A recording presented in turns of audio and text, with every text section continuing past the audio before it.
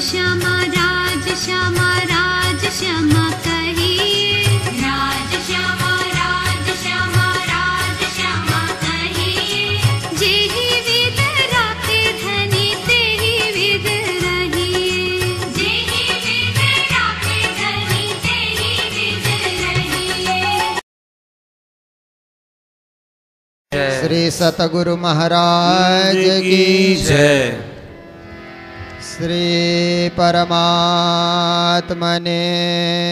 नमः। श्री गुरु चरण कमलेभ्यो नमः। सच्चिदानंद रूपाय विश्वोत्पत्त्यादिहेतवे तापत्रय विनाशाय श्रीकृष्णाय वयं नुमः। मंगल कृष्ण प्रणाम है, मंगल धर्म प्रकाश, मंगल सुंदर साथ है, मंगल धाम उजास। मंगल सुंदर साथ है, मंगल धाम उजास। बोलो वृंदावन बिहारी लाल की, श्री प्राणनाथ प्यारे की। इस परम पवित्र मंगल धाम में बैठ करके परात्पर पूर्ण पुरुषोत्तम परब्रह्म परमात्मा अक्षरातीत श्री कृष्ण की ललित रस कथा से परिपूर्ण श्रीमद् भागवत का आस्वादन कर रहे हैं। ये भक्ति रस से परिपूर्ण ग्रंथ भिन्न भिन्न भक्तों के चरित्र, ऋषियों के चरित्र, राजाओं के चरित्र, महाराजाओं के चरित्र, असुरों के चरित्र, सुरों के चरित्र आदि आदि का वर्णन करते हुए फिर दसम स्कंद में जाकर के श्री कृष्ण के चरित्र का वर्णन करता है। ये महान ग्रंथ महापुराण, पुराणों का भी पुराण होने के नाते इसे महापुराण कहा जाता है। तो ऐसे महापुराण का रसस्वादन अपने कर्णपटु के द्वारा, कर्णपुट के द्वारा आप लोग नित्य निरंतर कर रहे हैं। ये बहुत खुशी की बात है, बहुत प्रसन्नता का विषय है। महामते प्राणनाथ भागवत के संदर्भ में कहते हैं, भागवत बचन जो जो रे विचारी, सार अर्थ जो सत्ता, जीवने जगावो बचन प्रकाशी, हृदय उगाड़ो मत। कहते हैं ये भागवत के वचनों को देखो, विचार करके देखो, अच्छी तरह देखो, इसका सार ग्रहण करने के लिए कोशिश करो, क्योंकि सबका सब भागवत ग्रहण नहीं कर सकते। इसका निचोड़, इसका सार, इसका रस ग्रहण करने के लिए कोशिश करो और अपने जीव को जगाओ, अपनी आत्मा को जगाओ। भागवत में जो सुंदर सुंदर वचन कहे गए हैं, उन वचनों के द्वारा अपनी आत्मा को, जीवात्मा को जगाने के लिए प्रयास करो और हृदय का पट उघाड़ो, मन मंदिर के पट को उघाड़ो। मन मंदिर का पट उघाड़ोगे तो ही तो पिया मिलेंगे। पट बंद है, परमात्मा के दर्शन नहीं होते। पट खुल जाता है, परमात्मा का साक्षात्कार होता है। पर्दा खोलने की जरूरत है। प्राणनाथ जी कहते हैं, पर्दा तू ही करत है, अंतर न आड़े नूर। परमात्मा ने पर्दा नहीं लगाया। परमात्मा ने जब हमें संसार में भेजा, जीव को पैदा किया, अपने और जीव के बीच में कोई पर्दा नहीं किया। पर्दा मनुष्य स्वयं लगाता है। माया का पर्दा मनुष्य स्वयं लगाता है। मनुष्य जहां भी रहता है पर्दे में रहना चाहता है, इसलिए परमात्मा को भी पर्दे के अंतर्गत रख देता है। जब चाहो पर्दा लगा देता है, जब चाहो पर्दा खोल देता है, और कहता है परमात्मा अभी भोजन कर रहे हैं, परमात्मा अभी विश्राम कर रहे हैं, परमात्मा अभी शयन कक्ष में हैं। पर ये सब कार्य तो जीव को खुद को करना होता है। परमात्मा न खाते हैं, न सोते हैं, न विश्राम करते हैं। सचराचर जगत सृष्टि को देखने वाले परब्रह्म परमात्मा को सोने के लिए फुर्सत कहाँ है? कहाँ उनको विश्राम के लिए घड़ी है? कहाँ वो आराम करते हैं? पर जीव को आराम करना होता है तो परमात्मा के आगे पर्दा कर देता है। मनुष्य तो घरों में रहता है तो भी पर्दा लगा करके रहता है। कपड़े का पर्दा करता है, माया का पर्दा करता है, अज्ञान का पर्दा करता है। जिस दिन पर्दा हटेगा, जिस दिन घूंघट हटेगा, परमात्मा आपके सामने होंगे। श्रीमद् भागवत का यह रसपूर्ण कथाओं का आस्वादन करते हुए सप्तम स्कंद में हम लोग प्रवेश कर रहे हैं। नारद युधिष्ठिर संवाद, जय विजय की थोड़ी सी बातें यहां पर आती है। राजा परीक्षित जब से कथा सुनने बैठे हैं, न भूख न प्यास न थकान, कुछ नहीं। कथा में इतना रस आ रहा है, इतना आनंद आ रहा है कि सब कुछ भूल गए। एक ऋषि कुमार ने उन्हें श्राप दिया था, उस बात का भी अभी ख्याल नहीं है। कथा में वो डूब गए। तो कहते हैं, हे मुनि महाराज, मुझे ये जो हिरण्याक्ष हिरण्यकशिपु हो गए, ये तो पहले भगवान के ही दूत थे, पर इस प्रकार के भगवान के विरोधी कैसे बन गए?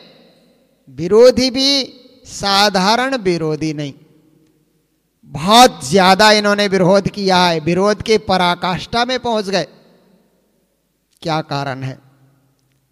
कहते हैं, अरे राजा, यही बात तो युधिष्ठिर ने नारद जी से पूछा था और नारद जी ने उनको इसी संदर्भ में बताया था। मैं भी बताता हूं, सुनो। साधु पृष्ठम महाराजा हरे सरित मद्भुतम यद भागवत महात्म्यम भगवत भक्ति वर्धनम। कहते हैं, राजा आपने बड़ा अच्छा पूछा, सुंदर प्रश्न है आपका, परिप्रश्न। क्योंकि ज्ञानियों के सामने जाकर के उटपटांग बातें नहीं पूछनी चाहिए, परिप्रश्न पूछना चाहिए। अच्छा प्रश्न, जिससे आपका भी कल्याण हो, लोक का भी कल्याण हो, सारे समाज का कल्याण हो, ऐसे प्रश्न करना चाहिए। तो कहा, राजा आपने जो प्रश्न किया है ये बड़ा सुंदर प्रश्न है। साधु साधु, धन्य है धन्य है। परमात्मा के अद्भुत चरित्र के विषय में आप पूछ रहे हैं। उनकी महिमा अपरंपार है। प्रभु की महिमा कौन गा सकता? आप जितनी उनकी महिमा गाओगे उतनी भक्ति बढ़ते जाएगी। आपके हृदय की भक्ति परमात्मा के तरफ और सरिता के समान बढ़ती रहेगी। इसलिए बहुत अच्छा आपने किया। परमात्मा निर्गुण है, अजन्मा है, अव्यक्त है, प्रकृति से परे है, फिर वे लीला करने के लिए प्रकृति में जन्म धारण करके आते हैं और जगत के जीवों को शिक्षा दे करके फिर वे अपने स्वधाम को लौटते हैं। तो देखो, हिरण्याक्ष और हिरण्यकशिपु ने भी भगवान का बहुत विरोध किया, विष्णु भगवान का दोनों ने विरोध किया। इतना ही नहीं, रावण और कुंभकर्ण ने भी प्रभु राम का विरोध किया। शिशुपाल और दंतवक्र ने स्वयं श्री कृष्ण का विरोध किया। तीन जन्म तक जय और विजय विरोध करते रहे, पर उस विरोध में भी कहीं ना कहीं परमात्मा के प्रति अनुराग व्यक्त होता था। ज्यादा ही विरोध करने से कहीं ना कहीं उनमें परमात्मा के प्रति एक अनुराग दिखलाई देता था। यह भी एक तरह की भक्ति है। परमात्मा जो होते हैं, कोई निंदा करे तो परमात्मा को कोई प्रभाव नहीं पड़ता। जैसे प्राणनाथ जी ने कहा ना, अधम शिष्य गुरु को बुरा कहावे पर सोने न लगत स्याही। अधम जो शिष्य होता है वो गुरु को भी बुरा बुरा कहने लगता है। हमारे गुरु ठीक नहीं है, हमारे गुरु ढंग से बोलते नहीं है, हमारे गुरु शुद्ध आचरण में नहीं रहते हैं, हमारे गुरु जप तप नहीं करते हैं, या हमारे गुरु हमें ढंग से ज्ञान नहीं देते हैं। इस प्रकार से अधम शिष्य गुरु का दोष दर्शन करता है। पर प्राणनाथ जी महाराज कहते हैं, क्या अधम शिष्य के दोष दर्शन करने से गुरु के ऊपर उसका प्रभाव होगा? जरा भी प्रभाव नहीं होगा, गुरु को कोई फर्क नहीं पड़ेगा, क्योंकि सोने न लगत स्याही। सोने के ऊपर कितना ही आप स्याही लगा दो, सोने को ढकने के लिए कितना ही स्याही लगा दो, जरा सा कपड़े से साफ करो तो सोना उसी तरह चमकता है। स्याही का कोई प्रभाव सोने के ऊपर होता ही नहीं। ऐसे महापुरुषों की आप निंदा करो, स्तुति करो, गालियां दो, तिरस्कार करो, सत्कार करो या तिरस्कार करो, महापुरुषों को कोई फर्क नहीं पड़ता है, परमात्मा को भी कोई फर्क नहीं पड़ता। तो इस प्रकार से कहते हैं कि शिशुपाल और दंत बकरा दमघोष के पुत्र थे। इन दुर्बुद्धि वालों ने भगवान श्री कृष्ण को ऐसी ऐसी गालियां दी। एक गाली देता है तो श्री कृष्ण गिनते हैं, एक, फिर दूसरी गाली देता है कृष्ण, दो, फिर तीसरी गाली देता है कृष्ण, गिनते चले गए। कृष्ण सोच रहे थे 100 गाली तक देगा तो बर्दाश्त करूंगा, 101 गाली देगा तो इसका सिर फिर छेदन कर दिया जाएगा। 100 के बाद बर्दाश्त नहीं होगा, बर्दाश्त की भी सीमा होती है। गाली देता गया, कृष्ण गिनते गए, 100वीं गाली तक कृष्ण ने उसको माफ कर दिया। 101 गाली निकाली तो सुदर्शन चक्र छोड़ दिया, उसका सिर छेदन हो जाता है। तो यहां पर युधिष्ठिर पूछते हैं, राजा परीक्षित भी पूछते हैं, साथ साथ प्रसंग चल रहा है कि जिन जीव से भगवान श्री कृष्ण को गाली दी, वो जीव तो कोढ़ रोग से ग्रस्त हो जाना चाहिए था, कुष्ठ रोग से। ऐसी ऐसी गालियां उसने दी, और जिस शरीर से उसने गाली बका वो शरीर तो घोर नरक में चला जाना चाहिए, पर ऐसा नहीं हुआ। तो कहते हैं देखो, ये ऊपर से गाली देते थे, ऊपर से परमात्मा से विरोध करते थे, परंतु अंतर मन में तो परमात्मा ही बसे हुए थे। किसी न किसी रूप में परमात्मा ही उनके अंतर हृदय में बसे हुए थे। ये बैर भाव की भक्ति इसी को कहा जाता है। एक होती है प्रेमा भक्ति और दूसरी होती है बैर भाव की भक्ति।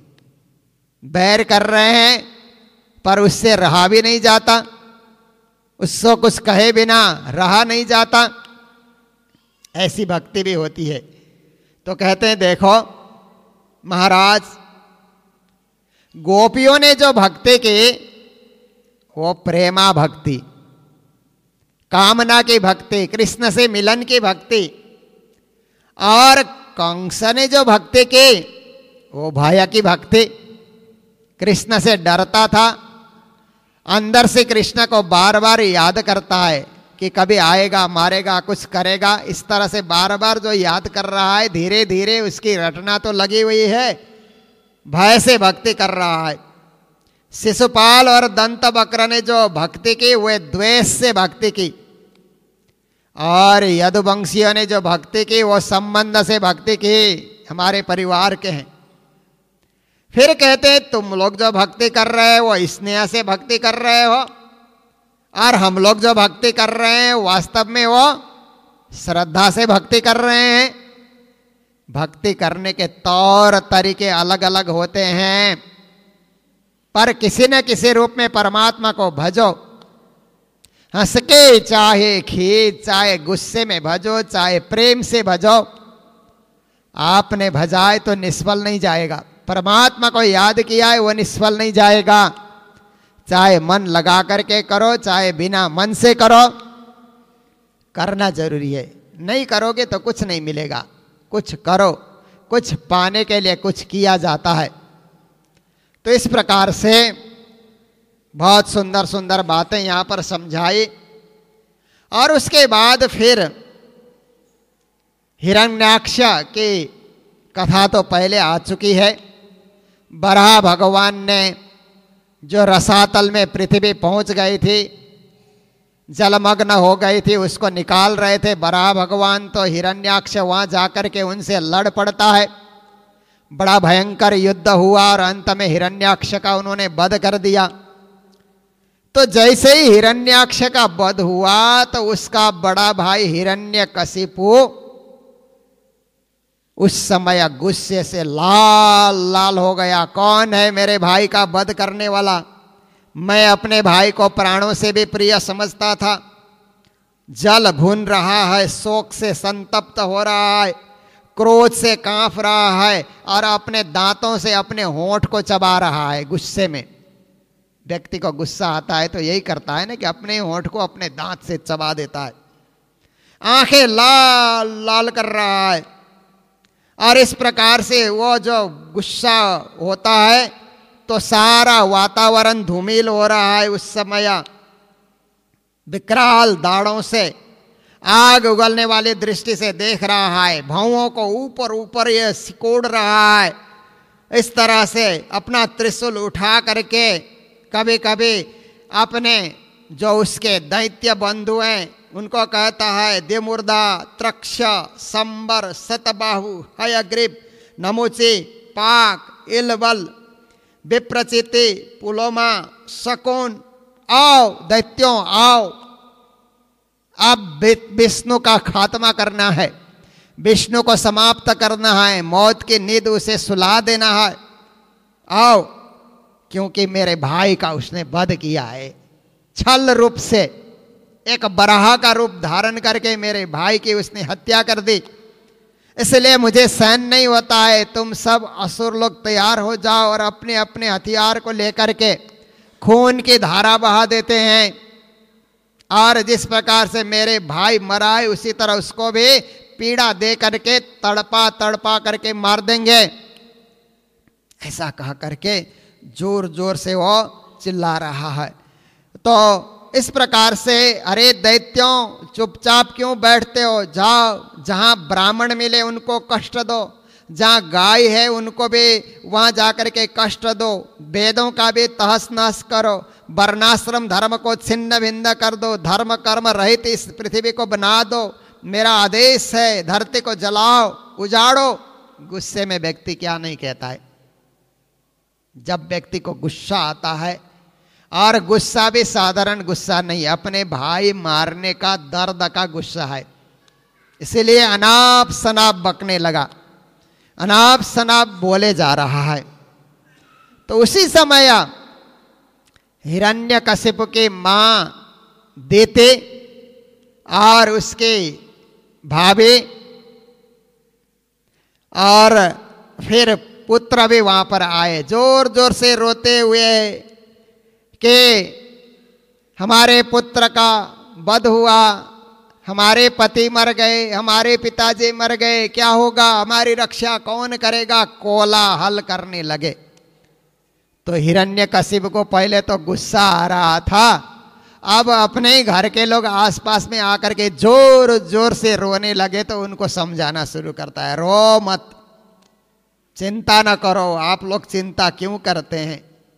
हमारा भाई तो वीर पुरुष के भांति वो युद्ध करते करते वो कातर बन करके नहीं मरा। वीर पुरुष के तो यही तो पहचान है कि युद्ध करते करते युद्ध मैदान से भागे नहीं, युद्ध में डट करके प्राण त्याग करे उसी को वीर कहा जाता है। मेरा भाई वीर गति प्राप्त कर चुका है। इसलिए माता जी और सबको वो समझा रहा है कि ये शोक करने की घड़ी नहीं है। संसार में मिलना और बिछुड़ना तो होते रहता है। आज एक परिवार मिलता है, समय पाकर के वो परिवार में से कुछ सदस्य बिछुड़ जाते हैं, इसी को तो संसार कहा जाता है। आज हम एक परिवार में होते हैं तो आपस में प्रेम और मोहब्बत होता है, एक दूसरे का आदर और कदर करते हैं। कल हम में से कोई एक चल बसता है, फिर वह प्रेम भंग हो जाता है, उसके लिए शोक करना पड़ता है। ये दुनिया की रीत है। समझा रहा है और कहता है आपको पूरी बात नहीं समझ आए तो मेरे से एक इतिहास सुनो। देखिए अभी वही इतना गुस्सा आ रहा था, अभी पर उपदेश कुशल बहु तेरे, दूसरों को उपदेश करने के लिए कुशल बन जाना, ये हिरण्यकशिपु कर रहा है। कहता है उसी नर देश में एक बड़ा यशस्वी राजा रहता था कोई समय में, और उसका नाम था सुयज्ञ। लड़ाई में शत्रुओं के द्वारा वो मारा गया तो उसके भाई बंधु और पत्नियां उसे घेर करके रोने लगे, और उस समय जो दुखी होकर के सब लोग रो रहे हैं। पत्नियां कहती हैं हा नाथ हम अभागिन बेमौत मारी गई, और भाई लोग भी कहते हैं हमारे भाई इस तरह से मर गया। छाते पेट पेट करके कोई अपने भाई के लिए, कोई अपने स्वामी के लिए रो रहा है। जोर जोर से रोने की आवाज आ रही है, और रानियों के सारे वस्त्र उस समय बिखर गए। हाय विधाता तू बड़ा क्रूर है, असमय में ही किसी को लेकर चला जाता इस दुनिया से। क्या तुमने सृष्टि की रचना की है, जिससे हम इतना प्रेम करते थे उसी को तुम छीन करके ले गए, और कोई तुम्हें नहीं मिला। इस तरह से उस सुयज्ञ राजा के लिए सारा राज परिवार रोने लगा। तो यमराज ने सोचा एक बालक के रूप में जाकर के इनको समझा करके आता हूं। तो यमराज बालक बन करके आए और वहां प्रकट होकर के जोर जोर से रो रहे थे। उनके सामने यमराज बोलने लगे आश्चर्य की बात है, आप लोग तो मेरे से सयाने हो, मैं तो एक बालक हूं। जो आता है वो चला जाता है, हमेशा रहने के लिए दुनिया में कोई नहीं आता। ये दुनिया तो आने और जाने का देश है, और झूठ मूठ में आप लोग शोक कर रहे हो। आप लोगों से तो मैं लाख गुना अच्छा हूं, बालक बोल रहा है। पर बालक और कोई नहीं, यमराज ही। देखो मैं जब पैदा हुआ तब से मैं अनाथ हूं।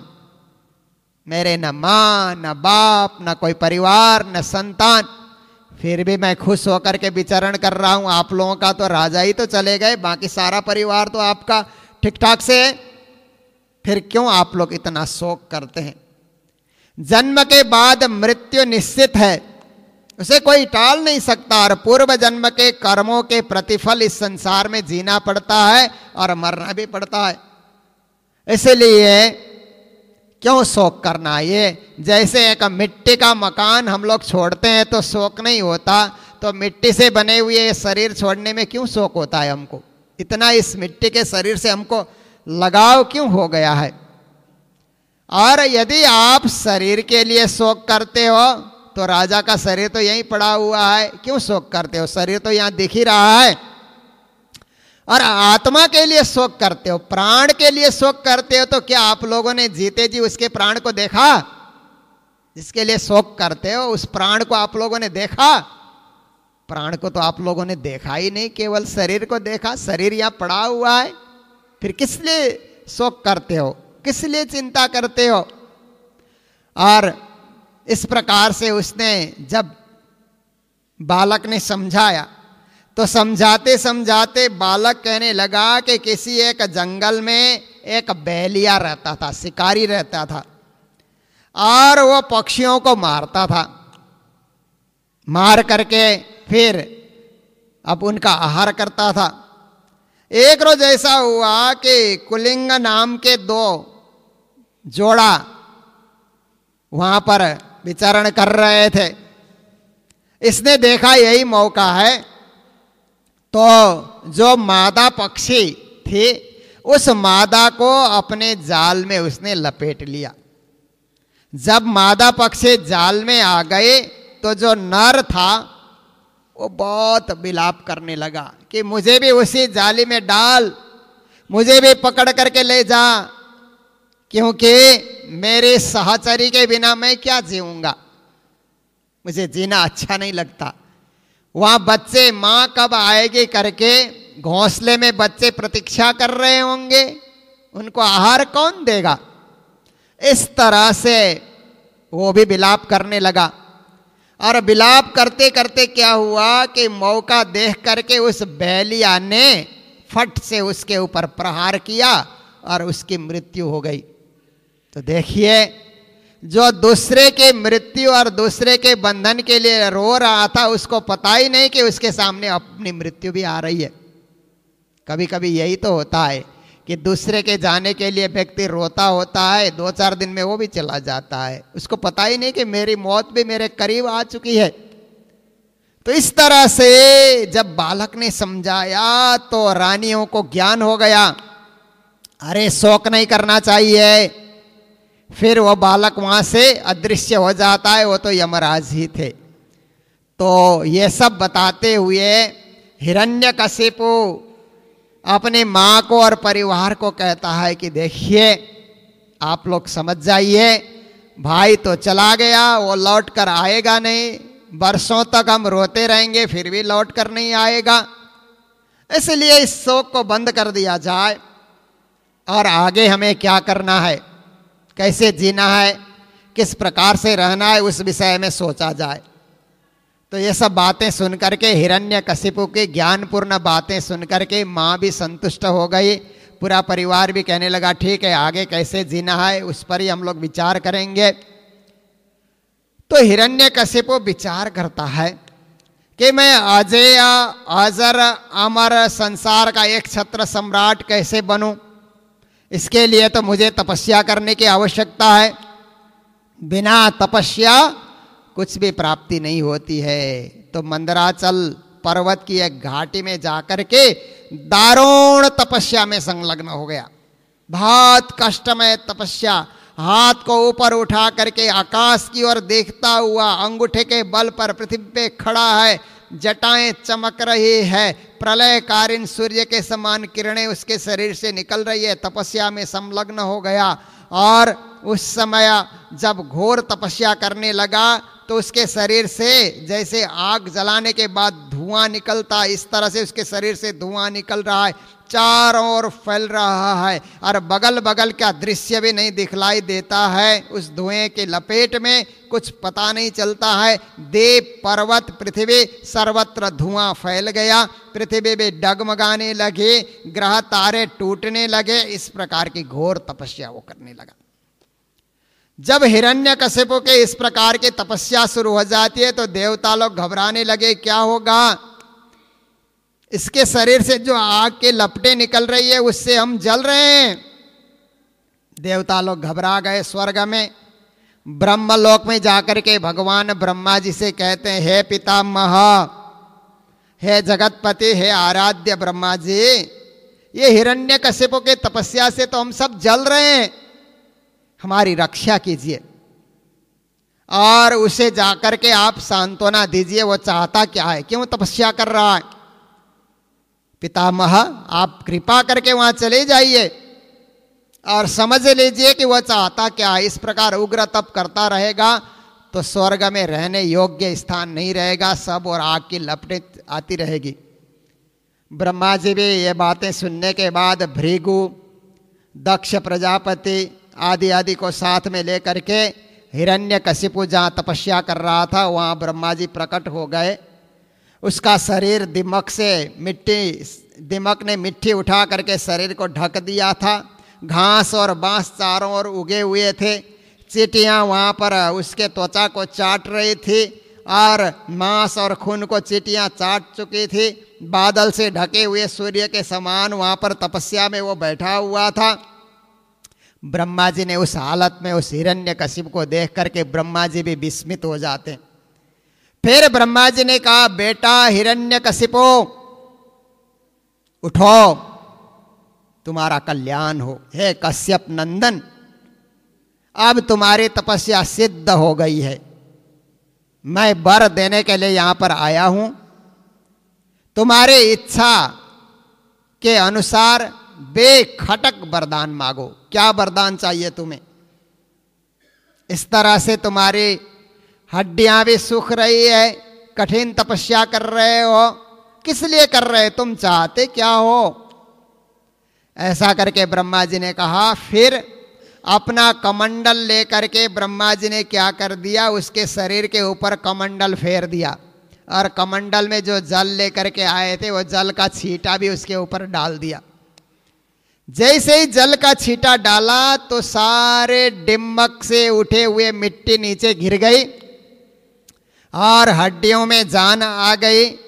मांस और त्वचा भी सुंदर बन गए, रिष्ट पुष्ट उसका शरीर बन गया और बहुत थोड़ी देर में ही वो चमकने लगा।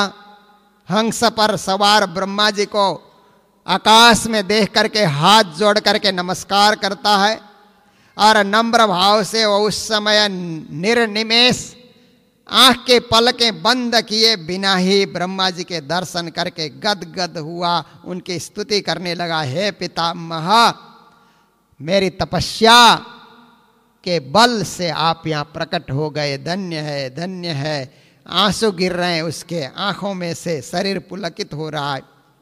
फिर हिरण्यकशिपु कहता है, हे पितामह, आप सृष्टि के कर्ता धर्ता हैं, आप रजोगुण के अवतार हैं और आपके द्वारा ही सतगुण और तमगुण भी प्रभावित होता है। आप हर प्रकार से त्रिगुण में श्रेष्ठ हैं और आप रचना करने वाले हैं। मैं आपको बारंबार नमस्कार करता हूँ। आप दयालु बन करके, कृपावान बन करके, कार्य कारण से किसी तरह आप यहाँ पर मुझे दर्शन देने के लिए पधार गए, बहुत अच्छा हुआ। मैं हाथ जोड़ करके आपसे वरदान चाहता हूँ और जो वरदान मैं चाहूँगा दया करके मुझे वही वरदान दीजिए। तो कहता है कि प्रभु ऐसा वरदान दीजिए कि आपके बनाए हुए किसी प्राणी के द्वारा मेरी मृत्यु न हो। कहता है, चाहे वो मनुष्य हो, चाहे पशु हो, चाहे प्राणी हो, चाहे अप्राणी हो, देवता हो, दैत्य हो अथवा नागादि हो, आपके बनाए हुए किसी भी जीव के द्वारा मेरी मृत्यु न हो। मेरी मृत्यु भीतर भी न हो, बाहर भी न हो, दिन में भी न हो, रात में भी न हो, और आपके बनाए हुए प्राणी के अतिरिक्त किसी अन्य जीव से भी मेरी मृत्यु न हो, शस्त्र से मेरी मृत्यु न हो, अस्त्र से मेरी मृत्यु न हो, पृथ्वी में या आकाश में कहीं भी मेरी मृत्यु न हो, और युद्ध में मेरी सामना कोई कर न सके। मैं समस्त प्राणियों में एक छत्र सम्राट बन करके राज्य कर सकूं और ये लोकपाल दिक्पाल मेरे अधीन में कार्य करें। इस प्रकार से मैं तपस्वियों का भी सबका सिरदार में बन जाऊं, सबका सम्राट में बन जाऊं, ऐसा वरदान मुझे दीजिए। तो ब्रह्मा जी ने बहुत ज्यादा नहीं सोचा, उस समय उसके भक्ति से भी प्रभावित थे और देवताओं ने भी प्रार्थना की थी कि उससे किसी तरह मनवा लीजिए। तो ब्रह्मा जी ने प्रसन्न हो करके कहा, तथास्तु, वैसा ही होगा, तेरी इच्छा पूरी हो जाएगी, वरदान दे दिए। और उसके बाद क्या होता है, ब्रह्मा जी तो वरदान देने के बाद वहाँ से चले जाते हैं। हिरण्यकशिपु ने तत्काल फिर क्या करना शुरू कर दिया कि वहाँ से वो लौटता है और लौट करके आकर के देवता, असुर, नरपति, गंधर्व, गरुड़, सर्प, सिद्ध, चारण, विद्याधर, ऋषि, पितर अधिपति, मनु, यक्ष, राक्षस, पिशाच, प्रेत, भूत, समस्त प्राणियों को अपने बस में कर लिया। क्योंकि वो शक्तिशाली हो गया तो सबको अपने बस में कर लिया उसने। सब राजाओं को जीत करके अपने अधीनस्थ कर लिया। विश्व विजयी बन गया। लोकपाल और दिक्पाल को भी अपने अधीनस्थ उसने कर लिया। और धीरे धीरे करके पृथ्वी का राज तो उसने हड़प लिया। फिर स्वर्ग चला गया। स्वर्ग में जाकर के इंद्र को भी हरा करके विश्वकर्मा द्वारा निर्मित इंद्र का जो भवन था वो महेंद्र महल, उसके ऊपर भी कब्जा कर लिया। फिर अब हिरण्यकशिपु सर्वत्र जीत करके एक छत्र सम्राट बन गया। स्वतंत्र विहार कर रहा है और अब उसको किसी का भय नहीं है। निर्भय हो गया, अभय हो गया। पृथ्वी से स्वर्ग तक उसी का राज्य चल रहा है। और इतना हो जाने के बाद सब देवता लोग उसके चरण की वंदना करने लगे। आप ही बड़े ऐसा करके। फिर वह उत्कट गंध वाली मदिरा पी करके मतवाला बन जाता है। उसकी आंखें लाल लाल चढ़ी हुई होती है और इस तरह से इंद्र के सिंहासन पर बैठा हुआ है और बड़े गंधर्वों को और सबको अपने अधीनस्थ करके इधर उधर दौड़ाते रहता है। उसके शासन में सब लोग चल रहे हैं। पृथ्वी के सातों द्वीप के ऊपर उसी का कब्जा है, उसी का राज्य है। इस तरह से वो घमंड में चूर चूर हो करके मतवाला हाथी की तरह चलता है। किसी से उसको कोई भय नहीं है। सबको वो डरा देता है, धमका देता है। ऐसी स्थिति में देवता लोग सोचने लगे ये क्या हो गया। अब हिरण्यकशिपु राज करता रहेगा तो हमारी सुरक्षा कौन करेगा। फिर डरपोक बन करके देवता लोग भगवान जगदीश्वर विष्णु भगवान के शरण में पहुंच गए। भगवान, ये हिरण्यकशिपु तो हर प्रकार से हम सबको भयभीत कर रहा है और कोई भी शांति से नहीं जी पा रहा है। प्रभु रक्षा कीजिए, रक्षा कीजिए। तो विष्णु भगवान ने कहा देवताओं डरो मत, तुम सबका कल्याण होगा। समय की प्रतीक्षा करो। कोई भी प्राणी अपने कार्यकाल पूरा करने के बाद चला जाता है और ये नीच दैत्य की दुष्टता भी बढ़ती जा रही है। इसको मिटाना भी मेरा ही कार्य है। इसलिए प्रतीक्षा करो, प्रतीक्षा करो, सब कुछ अच्छा हो जाएगा। इतना करके अगर भगवान ने देवताओं को आदेश दे दिया। देवता लोग भी उनको प्रणाम करके लौटते हैं। और इधर हिरण्यकशिपु के 4 बेटे थे, संलाद, अनुलाद, लाद और प्रहलाद। सबसे छोटे का नाम था प्रहलाद। तो उसने सोचा कि बेटों को अच्छी शिक्षा देनी चाहिए, पढ़ाना चाहिए, दैत्य विद्या की शिक्षा देनी चाहिए। ये विचार करके उसका सबसे प्रिय बेटा था प्रहलाद। प्रहलाद को गोद में रखता है और हर प्रकार से उनका स्वभाव भी सौम्य था। इस तरह के सुंदर बेटे को पा करके और खेलकूद में ज़्यादा उनका मन भी नहीं लगता था प्रहलाद का। और 3 बेटे तो खेलकूद में भी चले जाते थे। प्रहलाद अपने भाव भक्ति में लगे रहते थे। तो इस प्रकार से हिरण्यकशिपु ने विचार किया कि अब पुत्रों को शिक्षा देने के लिए शुक्राचार्य, दैत्यों के गुरु तो शुक्राचार्य होते हैं। शुक्राचार्य के 2 पुत्र थे, संड और अमर्क। उन दोनों को कहा कि आप अपने गुरुकुल में मेरे बच्चों को पढ़ाइए, विशेष करके प्रहलाद का ध्यान रखिए, उसको अच्छी दैत्य विद्या की शिक्षा आप लोग दीजिए। तो कहा ठीक, जो आज्ञा महाराज, उसी तरह होगा। तो इस प्रकार से जब पढ़ाना उन्होंने शुरू किया तो प्रहलाद जी पढ़ते तो दैत्य विद्या की शिक्षा ही पढ़ते हैं, पर उसका असर उनके ऊपर वो नहीं होता, क्योंकि वो तो भक्त हैं। इसलिए भगवान की बातें ही करते रहते हैं कि भगवान से डरो। मेरा कहना ये तो जो भगवान को नहीं जानता है वही व्यक्ति बोलता है, बाकी न मैं न मेरा, करने कराने वाले तो प्रभु बैठे हुए हैं। इस प्रकार से जब प्रहलाद बातें करने लगे तो हिरण्यकशिपु ने सुन लिया और हंस पड़ा कि अरे मूर्ख बालक, तेरे को कुछ पता नहीं है, मैं ही सबका प्रभु हूं, मैं ही सबका मालिक हूं, सब मेरे बस में है। ऐसा करके फिर गुरुओं को कहा अच्छी तरह इस पे ध्यान रखना। इतना कहा करके वो लौट जाता है। प्रहलाद जी की बुद्धि में तो भगवान बैठे हुए हैं, इसलिए वो जो कुछ भी पढ़ाया जाता है उनके ऊपर उसका कुछ असर नहीं होता है, और वो तो अपने ही भक्ति में लगे रहते हैं। दूसरे दैत्य बच्चों को भी साथ में लेकर के खेलने जाते हैं तो भी भगवान की बातें करते हैं, और संसार में कभी किसी को सताना नहीं चाहिए, किसी को कष्ट नहीं देना चाहिए। तो संड और अमरका ने देखा कि प्रहलाद सुधरने वाला नहीं है, ये तो और बच्चों को भी बिगाड़ेगा और हमारी भी बदनामी कराएगा। एक रोज बेत हाथ में लेकर के प्रहलाद को डांटने लगे कि दुर्बुद्धि, कुलंगार, हम जो शिक्षा देते हैं उसके विपरीत तुम पढ़ते हो, ये क्या कर रहे हो? और महाराज को पता लगेगा तो हमारे साथ क्या व्यवहार करेंगे, तो कुछ सीख, तो किसका पुत्र है, किसका बेटा है, ऐसा कहा करके डांटना शुरू किया। तो हिरण्यकशिपु भी सोचा कि बेटा कितना पड़ गया है, जरा देख के आऊं गुरुकुल में जा करके। वो भी जा करके पहुंचा तो प्रहलाद ने झट से अपने पिता के चरणों में प्रणाम कर लिया।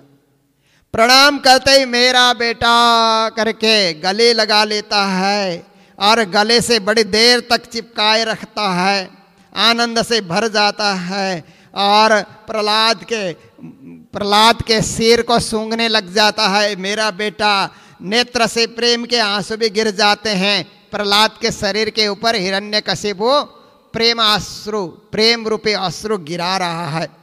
तो हिरण्यकशिपु कहता है, चिरंजीवी बेटा प्रहलाद, गुरुकुल में तुमने क्या क्या शिक्षा पाई, बता, अभी तक तुमको क्या सिखाया गया, क्या पढ़ाया गया, मैं सुनना चाहता हूं।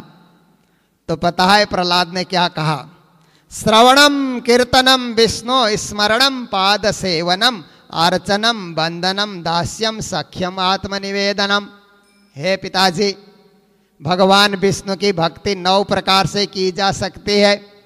उनके कथा का श्रवण करना प्रथम भक्ति है, फिर उनके नाम का संकीर्तन करना यह दूसरी भक्ति है, फिर उनका स्मरण करना, नाम जाप करना यह तीसरी भक्ति है, उनके चरणों की सेवा करना ये चौथी भक्ति है, फिर उनकी पूजा करना 5वीं भक्ति है, उनकी वंदना करना 6ठी भक्ति है, दास्य भाव से उनको भजना 7वीं भक्ति है, सख्य भाव से उनको भजना 8वीं भक्ति है, और आत्मनिवेदन भाव से उनको भजना ये 9वीं भक्ति है। 9धा भक्ति से ही भगवान प्रसन्न हो जाते हैं।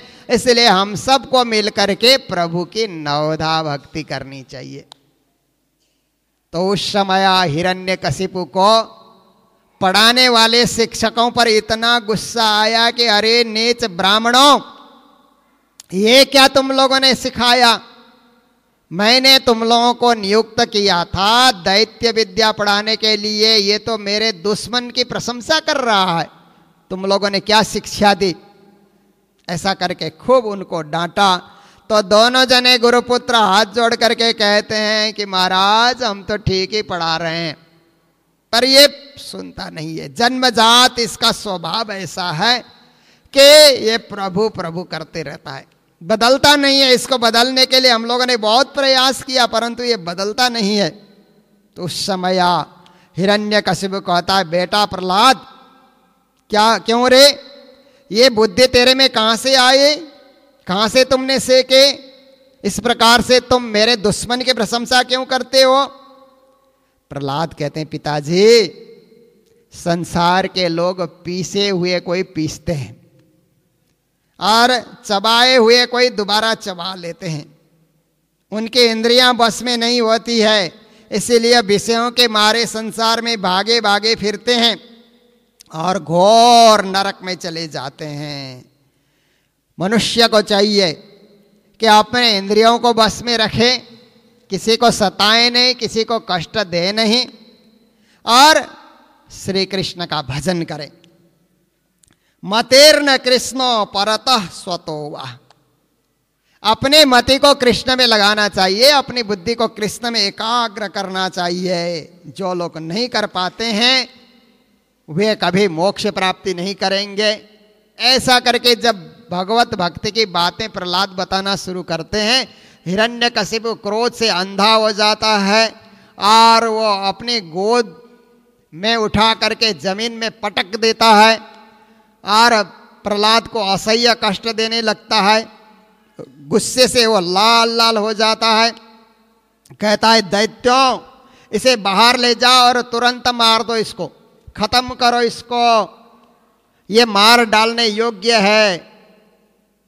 जिसने इसके चाचा को मारा, विष्णु ने छल करके इसके चाचा हिरण्याक्ष को मारा, उसी का गुण गा रहा है।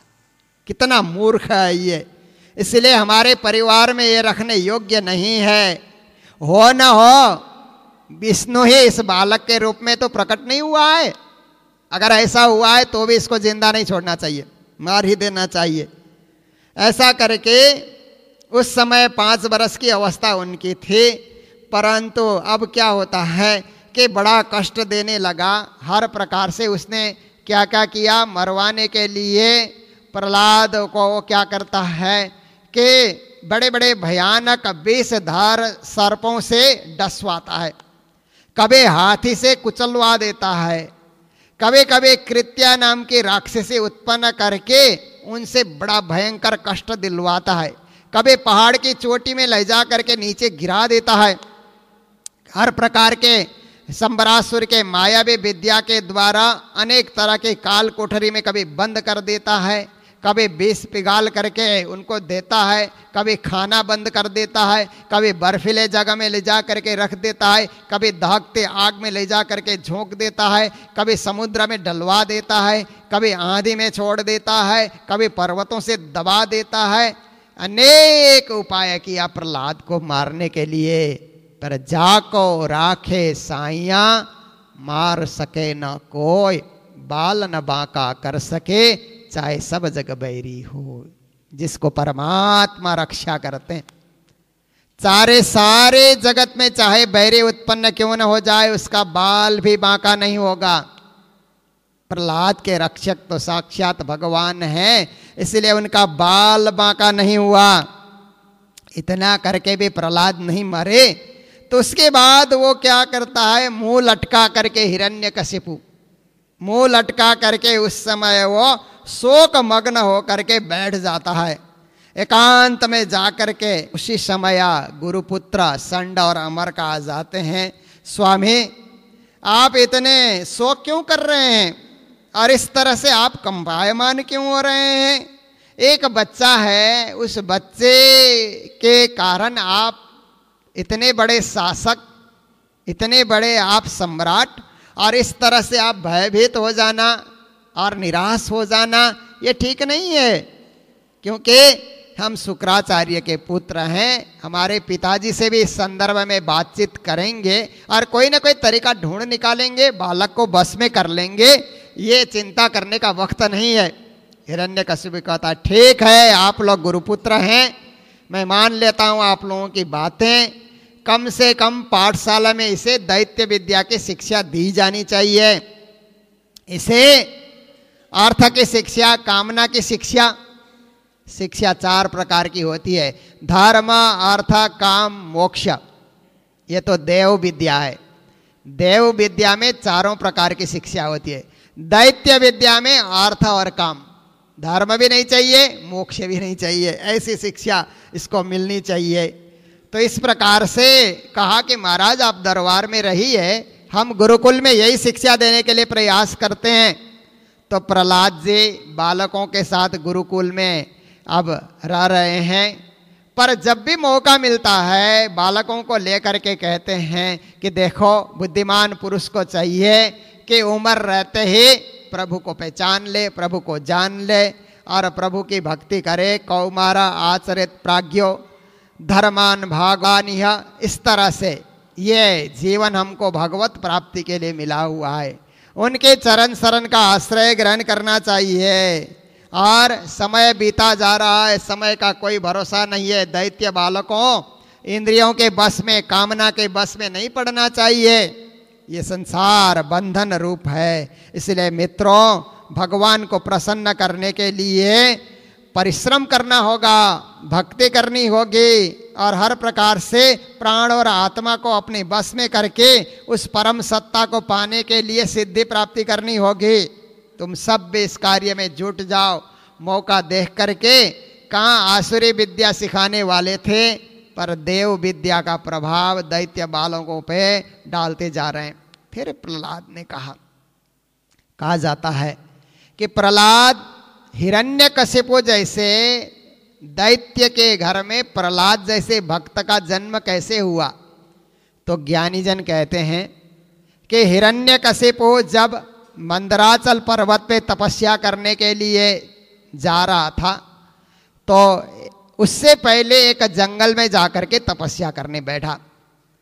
तो उस समय विष्णु भगवान ने सोचा कि इसकी तपस्या न फलीभूत हो जाए, तो एक पक्षी के रूप में वहां आए और विष्णु विष्णु विष्णु विष्णु ऐसा करके पक्षी की आवाज में बोलने लगे।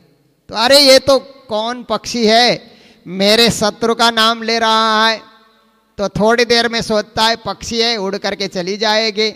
फिर ध्यान लगाने बैठता है, फिर विष्णु विष्णु विष्णु विष्णु, परेशान हो गया। फिर इधर उधर से पक्षी को हटाने का प्रयास करता है और ध्यान मग्न हो जाता है। फिर पक्षी वही विष्णु विष्णु विष्णु, परेशान हो गया। जब भी कोशिश करता है वही धुन अपने कानों में गूंजती है। तो घर लौट करके आया। घर आया तो पत्नी कयादु पूछती है कि पतिदेव आप तो तपस्या करने चले गए थे और बिना सिद्धि के घर लौट करके आए, क्या कारण है। भोजन बना करके तैयार किया, पति को भोजन करा रही है और प्रश्न करते जा रही है कि आप तपस्या को छोड़ करके इतनी जल्दी घर लौट करके क्यों आए। तो कहता है क्या करूं, मेरे दुश्मन का नाम एक पक्षी बार बार लिए जा रही थी, इसलिए मुझे लौटना पड़ा। अच्छा, पक्षी ने आपके दुश्मन का नाम लिया, क्या नाम लिया। अरे विष्णु विष्णु करता रहा। तो अच्छा विष्णु विष्णु किया, कितने बार किया। अरे बार बार किया। कितने बार विष्णु विष्णु करता रहा, 100 बार किया होगा, कितने बार किया होगा। वो भी घुमा फिरा करके अपने पति के मुख से 100 बार विष्णु का नाम निकलवा लिया। पत्नी ने खाना पिरोसती है। अच्छा क्या कहा पक्षी ने, अरे विष्णु कहा। फिर कुछ पिरोसती है, फिर इधर उधर कर लेती है। पक्षी क्या बोला, विष्णु विष्णु। अरे तुम समझती नहीं हो, बार बार करके 108 बार उसके नाम से विष्णु का नाम जपवा लिया। और उसे रात्रि को प्रहलाद गर्भ में आए थे। इसलिए कहा जाता है कि हिरण्यकशिपु ने 108 बार जाने अनजाने पत्नी के कहने पे किसी प्रकार भगवान का नाम जाप किया था। इसलिए गर्भ में जो बालक आया वो भगवान का भक्त बना। यह ज्ञानी जनों का मत है।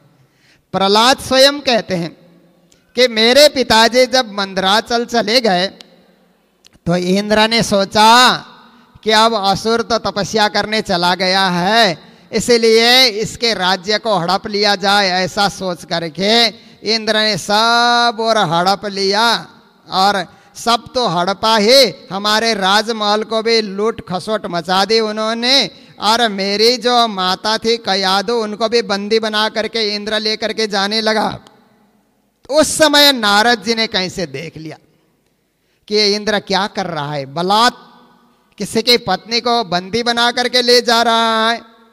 तो नारद जी ने कहा, इंद्र तुमने दैत्यों के राज्य पे जो कुछ भी तुमने लूट मार मचा दी, ठीक है, क्योंकि सूर और असुर तो आपस में लड़ते रहते हैं, एक दूसरे के विजय पे खुशियां मनाते रहते हैं। पर ये जो कयाधु को बंदी बना करके ले जा रहे हो, ये ठीक नहीं कर रहे हो, क्योंकि इससे तुम्हारा शौर्य, तुम्हारी शक्ति कम पड़ जाएगी। कहता है इसके गर्भ में एक दैत्य पुत्र पल रहा है, एक असुर का बालक पल रहा है जो मेरा दुश्मन भी हो सकता है, इसलिए मैं उसको जन्म होते ही मारना चाहता हूं। नारद ने कहा, देखो ये कयाधु के गर्भ में जो पल रहा है ना, वो भक्त है, वो महाभक्त निकलेगा, इसलिए इसको छोड़ दो, कयादु को बंदी मत बनाओ। तो इंद्र ने छोड़ दिया। फिर कयादु सोचने लगे मैं कहाँ जाऊं, मेरे गर्भ में तो बालक है। अब ऐसी स्थिति में पति तपस्या करने चले गए हैं, कौन मेरी रक्षा करेगा। नारद जी ने कहा तुम मेरे आश्रम में रहो और यहां किसी प्रकार का भय नहीं होगा। मेरे आश्रम में रह करके तुम अपने जो है समय निकालते रहो जब तक बालक का जन्म न हो। तो नारद जी के आश्रम में रह करके माता कयादु ने नारद जी के द्वारा बहुत सारे पुराने पुराने इतिहास, धर्म चर्चा, ज्ञान की बातें भी सुनी। तो प्रहलाद भी गर्भवास में सुनते रहे, उनको भी सुनने का मौका मिला। तो प्रहलाद कहते हैं मैंने भागवत धर्म के विषय में नारद जी के मुख से बहुत कुछ रहस्य सुना और इसी का प्रतिफल है कि जन्म लेने के बाद मेरी भक्ति प्रभु के तरफ हो गई। हमारे पिताजी नहीं चाहते, फिर भी मैं प्रभु का भक्त हूं और दैत्य बालकों मेरा मानो तो तुम लोग भी भक्त बन जाओ और परमात्मा के कीर्तन में संलग्न हो जाओ। इस प्रकार से सारे दैत्य बालकों की मंडली को भी भागवत भक्त बना रहे हैं प्रहलाद।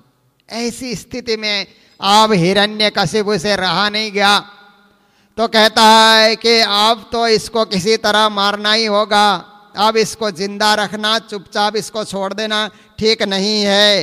क्या किया जाए, इसके लिए कौन सा उपाय किया जाए। तो हिरण्यकशिपु ने आकर के कहा अरे मंदबुद्धि बालक, बहकावे में सब बच्चों को तुमने बिगाड़ कर दिया, अब तो हद हो गई, अब तुम्हें जीना नहीं देना है। इस तरह बेसिर पैर की बातें करते हो और विष्णु विष्णु जगदीश्वर जगदीश्वर करते हो, कहाँ है तेरा जगदीश्वर, दिखा मुझे। तो प्रहलाद ने कहा वो तो सर्वत्र है, एक जगह नहीं रहता है, वो सर्वत्र रहता है। तेरा जगदीश्वर सर्वत्र रहता है तो क्या इस खंबे में भी है, क्यों नहीं दिखता। अगर खंबे में है तो इस तरह से तू डींग मार रहा है, तेरे को अभी तेरा सिर धड़ से अलग कर देता हूं तलवार चला करके। ऐसा कह करके उस खंबे के ऊपर पहले तलवार चलाना चाहा, बाद में प्रहलाद के ऊपर उसको तलवार चलाना था। तो खड़ग लेकर के, तलवार लेकर के अपने सिंहासन से कूद पड़ा और खंबे में आकर के पहले तो एक घुस्सा उसने मारा। जैसे ही मारा, खंबे से भयंकर गर्जना के साथ शब्द हुआ, ऐसा शब्द हुआ कि ब्रह्मांड ही फट रहा है इस तरह से भयंकर आवाज के साथ। और हिरण्यकशिपु भी उस समय सोचने लगा ये अद्भुत आवाज कहाँ से आ रही है। इस प्रकार से सब लोग घबरा गए और उसी समय खंबे को तोड़ करके नरसिंह भगवान प्रकट हो जाते हैं। जब नरसिंह भगवान प्रकट हो गए, सब लोग उस समय खड़े हो जाते हैं, भयावना दृश्य हो जाता है। और उस समय हिरण्यकशिपु सोचता है नरसिंह भगवान की इतनी लंबी लंबी जीभें और वो लपलपा रहे हैं, इधर उधर टेढ़ी भौवें से देख रहे हैं, भयंकर उनका स्वरूप है। हाँ, न नर है न सिंह है, इस तरह से मिश्रित रूप में वो वहाँ पर प्रकट हुए हैं। उनके नासिका के छिद्र भी इतने बड़े बड़े खुले हुए हैं, मुंह पहाड़ के गुफा के समान अद्भुत जान पड़ता है। अब जबड़े भी बड़े भयंकर दिखलाई दे रहे हैं, विशाल शरीर स्वर्ग को स्पर्श कर रहा है। और ऐसे भयंकर शरीर वाले नरसिंह को जब देखा तो उस समय चारों ओर उनकी भुजा फैली हुई है। अब दानवराज हिरण्यकशिपु सोचने लगा कि ये तो मेरी मृत्यु खड़ी हो गई, अब इसके साथ लड़ना पड़ेगा। गदा हाथ में लेकर के नरसिंह भगवान के ऊपर टूट पड़ा, गदा मारने लगा। तो उस समय नरसिंह भगवान ने भी उस गदे को पकड़ करके उसी के ऊपर प्रहार करना शुरू कर दिया। इस तरह से आपस में कई देर तक युद्ध चलता रहा, तलवार से गदा से भयंकर युद्ध चलता रहा। और कभी कभी हिरण्यकशिपु जो है प्रहार करता है तो नरसिंह भगवान जोर से हंस पड़ते हैं, जैसे उनको खुजली के समान भी उसका प्रहार इतना भी उनको आभास नहीं हो रहा है। इस तरह से और हिरण्यकशिपु का कलेजा फट रहा है, जोर जोर से लड़ रहा है। और उस समय वो प्रयास करता रहा उनको किसी तरह हराने के लिए, परंतु ऐसे बीच बीच में वो चिंघाड़ते हैं, बीच बीच में इस तरह से वो भयानक सिंहनाद कर देते हैं कि वातावरण ही भयभीत हो जाता है। इस प्रकार से बड़े देर तक युद्ध होता रहा और फिर अंत में क्या किया कि नरसिंह भगवान ने हिरण्यकशिपु को उसी राज सिंहासन में जहां बैठ करके वो पृथ्वी और स्वर्ग तक राज करता था, उसी सिंहासन में उसको लेकर के चले गए और लेकर के अपनी गोद में उसको रखा। और गोद में रखने के बाद कहा कि देखो, जोर से वो हंसे, जोर जोर से वो वहां पर हंसे। और हंसने के बाद उन्होंने उस समय कहा कि तेरा अब अंत आ गया है। तूने वरदान में क्या कहा था कि मैं दिन में भी न मरूं, रात में भी न मरूं। तेरे को पता है ये दिन नहीं है, रात भी नहीं है, संध्या की बेला है। और तुमने कहा था न शस्त्र से अस्त्र से न मरूं। मैं शस्त्र और अस्त्र का प्रयोग नहीं करूंगा, मैं अपने नाखूनों से तेरे को चीर डालूंगा। और तुमने कहा था कि मेरी सृष्टि के द्वारा, मेरी बनाई हुई सृष्टि के द्वारा न मरूं, ऐसा करके तुमने कहा था। ये मेरा अद्भुत स्वरूप देख, इस प्रकार की सृष्टि कहीं दुनिया में है? ये तेरे को मारने के लिए, तेरे को खत्म करने के लिए इस प्रकार का स्वरूप मैंने प्रकट कर लिया है। न मानव से मरूं न पशु से मरूं, ऐसा तुमने कहा था। मैं मानव भी नहीं हूं, पशु भी नहीं हूं, आधा अंग पशु का है, आधा अंग मानव का है। और तुमने कहा था कि मैं धरती में भी न मरूं, आकाश में भी न मरूं, इसलिए मैं अपनी गोद में लेकर के तेरे को बैठा हुआ हूं। ये धरती भी नहीं है, आकाश भी नहीं है। और तुमने कहा था मैं बाहर भी न मरूं, भीतर भी न मरूं। चल दरवाजे में, दरवाजा न बाहर होता है न भीतर होता है, वहीं तेरा अंत कर दिया जाएगा। दरवाजे में ले जा करके उसके पेट को उन्होंने फाड़ दिया। जब पेट को फाड़ा तो वहीं उसका अंत हो जाता है। और उस समय जब उसका अंत हो गया तो उसके जो है पेट को फाड़ने के बाद खून से सने हुए अब नरसिंह भगवान उस समय जोर जोर से जब चिंधाड़ने लगे तो सब देवता सब के सब भयभीत हो गए। ब्रह्मा जी आकर के उनके क्रोध को शांत करने के लिए, प्रभु आप अनंत हैं, शक्तिशाली हैं, कृपा करके अपने क्रोध को शांत कीजिए। नहीं शांत हो रहे हैं। रुद्र ने आकर के प्रार्थना की, फिर भी वह शांत नहीं हो रहे हैं, इतना उस समय उनको क्रोध आया हुआ है। इंद्र ने आकर के प्रार्थना की, नहीं शांत हो रहे हैं। ऋषियों ने आकर के प्रार्थना की, पितरों ने आकर के प्रार्थना की, सिद्धों ने आकर के उनकी प्रार्थना की, विद्याधरों ने प्रार्थना की, नागों ने कहा, मनुओं ने आकर के प्रार्थना की, प्रजापति ने आकर के प्रार्थना की, गंधर्व आए और चारणों ने प्रार्थना की, यक्षों ने प्रार्थना की, किम पुरुषों ने प्रार्थना की, बैतालिकों ने प्रार्थना की, किन्नरों ने प्रार्थना की, भगवान के पार्षदों ने प्रार्थना की। फिर भी उनका गुस्सा कोई ठंडा नहीं कर पाया। तो अंत में प्रहलाद ने प्रार्थना की कि हे प्रभु आप शांत हो जाइए, आपकी कृपा और हर प्रकार से आपने धर्म की रक्षा के लिए यह स्वरूप आपने धारण किया हुआ है। प्रभु धर्म की रक्षा के लिए आप यहाँ, भक्ति की रक्षा के लिए आप यहाँ पर प्रकट हुए हैं, इसलिए आप शांत हो जाएं। जब प्रहलाद प्रार्थना करने लगे तो शांत हो जाते हैं। भक्तों की प्रार्थना सुन करके प्रहलाद को अपनी गोद में लेकर के चाटने लग जाते हैं, प्यार देने लगते हैं कि मेरा भक्त, तेरे को तेरे पिता ने कितना कष्ट दिया, पहाड़ से गिराया और हाथियों से कुचलवाया, नागों से डसवाया, क्या क्या भूखा रखा तेरे को, प्यासा रखा तेरे को। भक्त बहुत कष्ट, मेरी भक्ति करने में तुझे कितना कितना कष्ट सहन करना पड़ा। तो उस समय फिर प्रहलाद भगवान की बड़ी प्रार्थना करते हैं।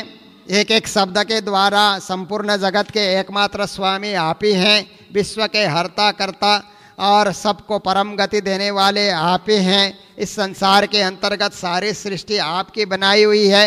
लोग आपकी पहचान न करके माया मोह और विषय वासना में पड़े रहते हैं। आप हर प्रकार से स्तुति के योग्य हैं। नमस्कार, स्तुति, समस्त कर्मों का समर्पण, सेवा, पूजा, चरण कमलों का चिंतन, लीला कथा का श्रवण, ये 6 प्रकार से जो प्रार्थना की जा सकती है भक्ति संप्रदाय में, उन सब के योग्य आप ही हैं। ये सब आपके लिए ही करना चाहिए। तो नरसिंह भगवान ने कहा, कल्याणमस्तु कल्याणमस्तु, हे मेरा भक्त, तेरा कल्याण हो और तुम्हारी अभिलाषा पूरी हो जाएगी। तेरी इच्छा को पूर्ण करने के लिए मैं यहाँ पर आया हुआ हूँ। कहो, मेरे से मांगो, वरदान मांगो। बेटे, तू क्या चाहता है? मैं वरदान देने के लिए तैयार हूँ। तो उस समय प्रहलाद ने क्या कहा? कामना मृद्य संरोह भवतस्तु वृणे वरम। हे भगवान, आप ऐसा वरदान दीजिए कि मेरे मन में कोई इच्छा प्रकट न हो, वरदान मांगने की इच्छा भी प्रकट न हो, ऐसा वरदान दीजिए। कैसे गजब की बात प्रहलाद जी ने कहा कि आप ऐसा वरदान दीजिए कि मेरे मन में वरदान मांगने की इच्छा प्रकट हो ही ना। जब आप ही आ गए तो मांगना क्या? आपसे क्या मांगना? आप खुद जानते हैं, आप खुद दाता हैं। इसलिए अपने चरण कमलों की भक्ति हमें प्रदान करें और मुझे और कुछ नहीं चाहिए प्रभु, आप हमें अपने परलोक का सुख दें। इस तरह से जब कहा कि मुझे परलोक का सुख प्रदान करें, मुझे मोक्ष प्रदान करें प्रभु, तो उस समय नरसिंह भगवान क्या कहते हैं? भोगे न पुण्यम कुशले न पापम कलेवरम काल जबे न हित्वा कीर्ति विशुद्धाम सुरलोक गीताम बीताय मामेश्य से मुक्त बंदा। बेटे, अभी तुम्हें मोक्ष नहीं मिलेगा, क्योंकि मोक्ष तक जाने के लिए कुछ बंधन होते हैं, उन बंधनों को काटना जरूरी होता है। बेटे, एक बंधन पुण्य का बंधन होता है, दूसरा पाप का बंधन होता है, तीसरा शरीर का बंधन होता है। ये तीनों बंधनों को काटना बहुत जरूरी होता है। पुण्य के बंधन को कैसे काटोगे? संसार के भोगों को भोगते हुए पुण्य का बंधन काटा जाता है। पाप का बंधन कैसे काटोगे? कुशल कर्म करके, अच्छा कार्य करके, सेवा का कार्य करके पाप का बंधन काट दो। शरीर का बंधन कैसे काटोगे? ये उम्र को भोग करके, ये जो उम्र हम भोग रहे हैं, इसको भोग करके शरीर के बंधन को भी काटा जाता है। ये तीनों बंधन बेटे तुम काट लोगे तो देवलोक में तेरी कीर्ति का गान होगा और तुम अमर बन जाओगे, तुम अखंड बन जाओगे। पर ये 3 बंधन काटे बिना कोई मोक्ष पद जा नहीं सकता। बेटा, और कुछ मांगना है तो मांगो मेरे से। तो उस समय प्रहलाद ने कहा कि हे भगवान, मैं एक चीज और मांगता हूं। आप सर्वशक्तिमान हैं, सचराचर जगत के आप साक्षी हैं। मेरे पिता ने आपकी बड़ी निंदा की और शत्रु भाव से आपको देखा और कहा, आपका कोई सम्मान सूचक शब्द का प्रयोग नहीं किया, सीधा विष्णु विष्णु करके आपको संबोधन किया मेरे पिता ने। और मेरे भाई हिरण्याक्ष को मारने वाला इस प्रकार से आपको शत्रु भाव से देखा है, इसलिए द्रोह किया मेरे पिताजी ने, आजीवन आपके साथ द्रोह किया है। तो हे प्रभु, मैं एक भक्त होने के नाते मेरे पिता ने जो जो भी अपराध किया है आप क्षमा कर दें। उसके पिताजी के सारे उनके अपराध को हे दीन बंधु आप क्षमा कर दें। तो उस समय नरसिंह भगवान कहते हैं कि बेटा, जब मेरा स्पर्श हुआ ना, तेरे पिता मेरे साथ युद्ध करने के लिए आया और मेरे शरीर के साथ स्पर्श हुआ तो अपने आप पवित्र हो गया। जहाँ भगवान का स्पर्श हो जाता है वो शुद्ध बन जाता है, पवित्र बन जाता है। तुम्हारा पिता शुद्ध बन चुका है और तुमने ऐसी भक्ति की है कि तुम्हारे पिता को भक्ति करने की जरूरत ही नहीं है। तुम्हारी भक्ति से तो तुम्हारे 21 पीढ़ी तक तर जाएंगे। 21 पीढ़ी को तारने वाले तुम महान भक्त हो। इसलिए पिता की क्यों चिंता करते हो? पिता के पिता, उनके पिता, उनके पिता 21 पीढ़ी तक तर गए तेरी भक्ति से। इतना प्रभावी भक्ति तुम कर चुके हो, अपने कुल को ही पवित्र करने वाली तुमने भक्ति की है। जहाँ किसी कुल में इस प्रकार के भक्त जन्म लेते हैं, उस कुल के पूर्वज पितर अपने आप ही पुण्य के भागी बन जाते हैं। तो प्रहलाद जी ने अपने पिता की अंत्येष्टि की और अंत्येष्टि करने के बाद सब जन मिल करके फिर प्रहलाद को राजा के रूप में अभिषेक उनको किया गया, राज्याभिषेक उनका हो जाता है। फिर नरसिंह भगवान ब्रह्मा जी से बोलते हैं कि हे ब्रह्मा जी, आप दैत्यों को ऐसा वरदान क्यों देते हैं? इस प्रकार का आप जल्दी खुश होकर के वरदान दे देते हैं जो स्वभाव से क्रूर होते हैं। और सांप को दूध पिलाना ये अच्छा काम है क्या?